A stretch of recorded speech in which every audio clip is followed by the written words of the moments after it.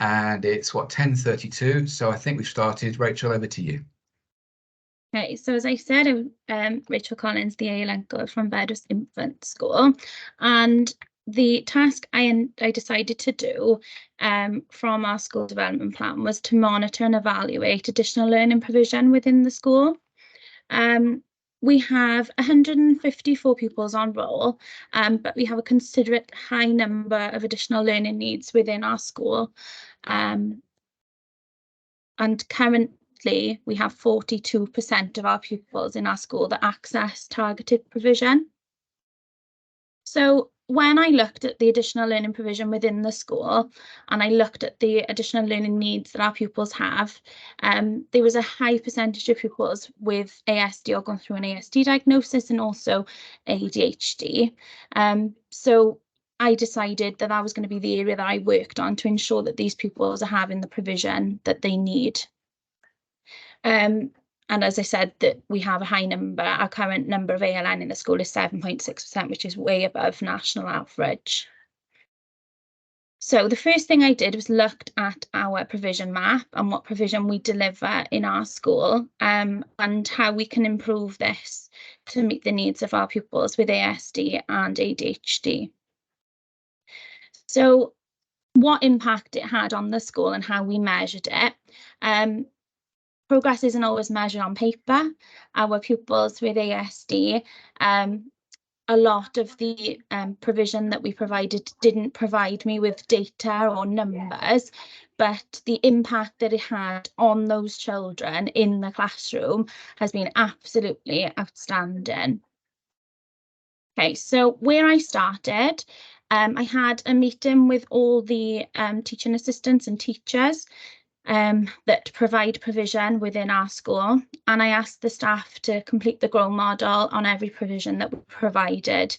I gave them the opportunity, using a democratic approach, for them to look at the goal, what they would like to achieve within the year, what the reality was, what options we had, and then what will we do. So what will they aspire to achieve by the end of the year?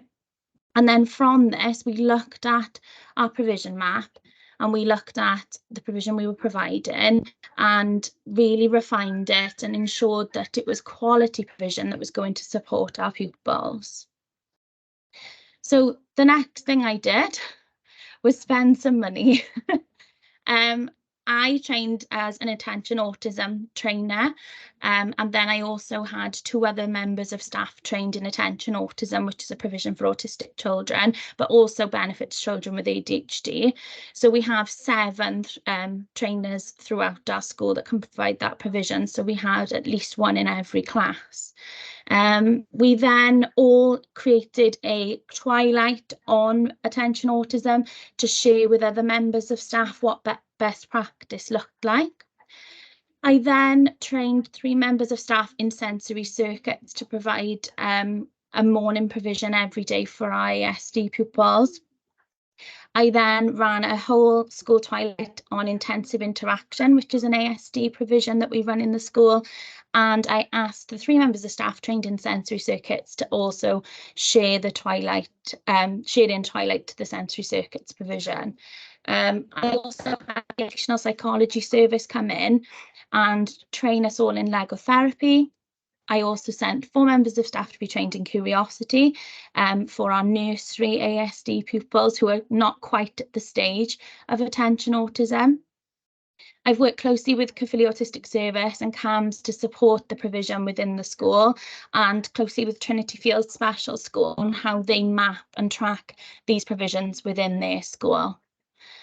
The InReach service, Kerry James came in and did a training with all our staff on ADHD, and I also arranged a whole school and governing body training on ADHD from the Educational Psychology Service. I shared part of this presentation and some other updates with the governing body, and then we revised our provision timetable again. I also spent £500 to resource attention autism, which is the bucket, which you can see on the right there, some of the images from a bucket session. And I ensured that this was all tracked and mapped on Edukey, which we use to track our additional learning provision throughout the school.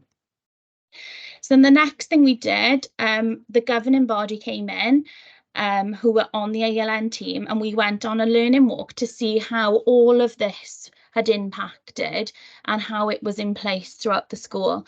So what all that training, is it working, what's working well, what's the positives, what's the solutions, and what's the potentials. And it was amazing because we saw so much good practice in specific classes.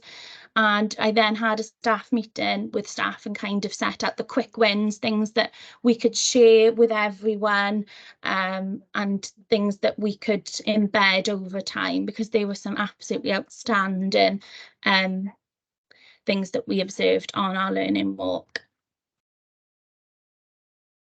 So after the learning walk, our SIP came in, and I shared our journey so far with her and with the governors from the ALN team. The SIP then came on another learning walk around the school, and we looked at universal targeted and specific provision in our school. And she also listened to learners to see how they felt the provision was working within the school. And the SIP actually asked if she could send some staff from her school to come and see the provision in our school as well. So that was really, really lovely.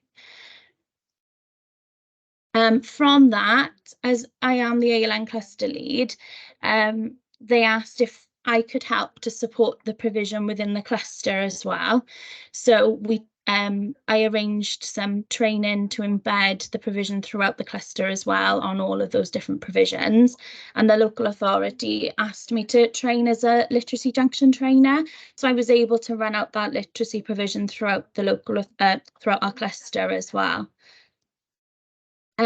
So how we kind of keep check and track is currently on Edukey, but it was decided as a cluster that we didn't feel it really showed us how much progress the children were making.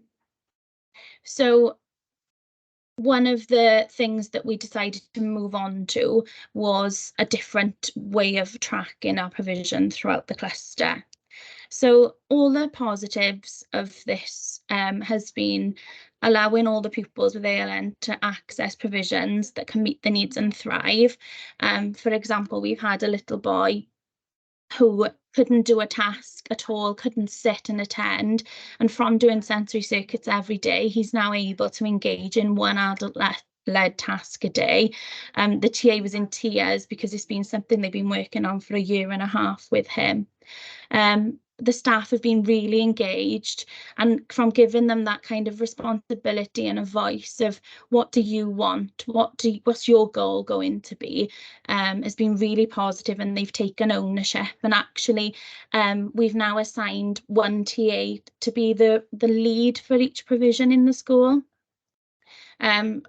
Refining additional learning provision in our school has been the biggest positive for me, and it's just had such an impact.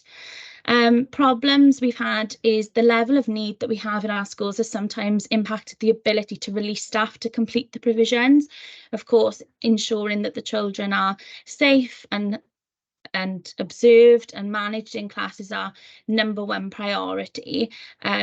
So this has been something that we're going to be looking at next year and how we can manage this. And also, like I said, that we didn't feel that Edukey really tracked or provided us a real picture. So the potential for next year was for more staff to complete provisions, refine my entry and exit criteria for the provision, refine tracking and the provision map data, and continue to embed for the needs of our learners. So my next step, I'm meeting with the local authority to look at ALP and provision mapping. I'm going to be referring to the local authority to enhance provision to ensure that we have enough support to continue the provision next year. And I'm working with the advisory teacher to plan an inset day in September for our schools to look at how we can track provision more precisely, and including an entry and exit criteria. So developing my leadership skills, I've done lots of coaching and mentoring and a wide range of leadership styles. I would say that the democratic approach has been my biggest approach. Developing an effective team that are able to embed this practice, and identifying the strengths of staff, and also sharing with the stakeholders. The biggest thing from the leadership training was module 4, the monitoring and evaluations jigsaw. That really supported me when monitoring and evaluating this process. So from completing the leadership programme, I would like to continue embedding everything I've learned on the programme, begin my new role as deputy head and ALNCO, and I'd really like to learn more about the budget and finance areas for development. And I also want to embed walkthroughs with performance management cycle, and would like to complete my aspiring head teacher. Sorry, 1 minute over. No, that's great. Thank you, Rachel. That's comprehensive. I've been really impressed today. I feel like by I just without No, stopping. and that is the great thing. I know what you said earlier on about Bridie about PowerPoints, because I'm the same. Sometimes something comes along, like I can't think what it's called now. You know, where it flies in and that, and you zoom into that, and they're great those, and they're less linear like PowerPoint, and I like the idea of it. But I've never actually used them to present because I just think it takes too long to get my head around it, and it's a bit. Actually, the great thing about PowerPoint is that it is, you know, here's a slide and you don't read every word off there as you didn't, but this is what I've moved on to. Next slide, this is what I moved on to. So I think it's still a really useful tool, isn't it? Now that was very detailed there, Rachel. Thank you. All three have been this morning. I was going to ask you, and again, I think you covered that. One thing is you said you'd moved away from EduKey. So my question was going to be, where are you now in terms of, you didn't mention a new solution, but then when you had your arrow with the boxes on there, you were saying there that's kind of the next step, really. So you don't know what that's going to be. And that's key, isn't it? We don't know what it is yet, but we've identified that actually what we do have isn't quite what it needs to be. Well, our advisory teacher is bringing in how the local authority would like us to track it, and she's going to lead the inset day with me in September on that. So she's going to train all the teaching assistants that run the provisions on the new way of tracking. I think I will continue to just track on EduKey who's having what and which children are accessing what provision, but to track in more detail. For example, like I said, Trinity Fields have provided us with their attention autism tracker on how they track pupils on it. So we're going to be putting that in there in September. And there's a difference, isn't there, between the software that's commercially available and stuff that you create yourself to record and register what's happening and who's having it, to the something that we all really would like, which tells you how, you know, it does the maths for you, does the graphs for you, tells you the improvement. So you've got your data, and that's us, I guess, in many ways, myself included, clinging onto that convenient, helpful number thing from previously and percentages, so you can prove impact. But that's good, and I like the fact that you didn't skirt over it. You kind of talked about the fact that that's the next step, really. There, I thought there's some great examples there about distributive leadership as well. The idea that you have a TA as the lead for each of those provisions in your school. I mean, the fact that you've got those different provisions and then you've got a TA leading each of those areas shows a real strength of understanding on their part, which is down to how it's been led and communicated to them. So I thought that was lovely, really good. I'm mindful of the time because we've gone 1 minute over potentially, but it's always a little bit, you know. Any questions from anyone about anything this morning or anything else? No, great. Well, look, thank you. I've enjoyed it. It's been really useful. I hope it's been useful for you as well, seeing other people's presentations. And that I always write loads of notes. You know, it's not like I hate the idea that people think that as a head teacher you know it all. So you're just, you know, well, that's a good idea. I like that. I'll do that. So that's learning, isn't it? So great. If we leave this meeting now, I think we automatically go back to the other meeting, depending how it's been set up. So it's been really nice spending an hour and 1 minute with you. Thanks, Steve. Yeah, no, it's a pleasure, and enjoy the next steps. And Rachel, for you, if that's aspiring, that would be great. Might see you on there. Have a fantastic summer, won't you? And this time next week it'll all have begun. So I'll see you back in the other room in a sec. Thank you. Yeah, Thanks. All the best. See ya.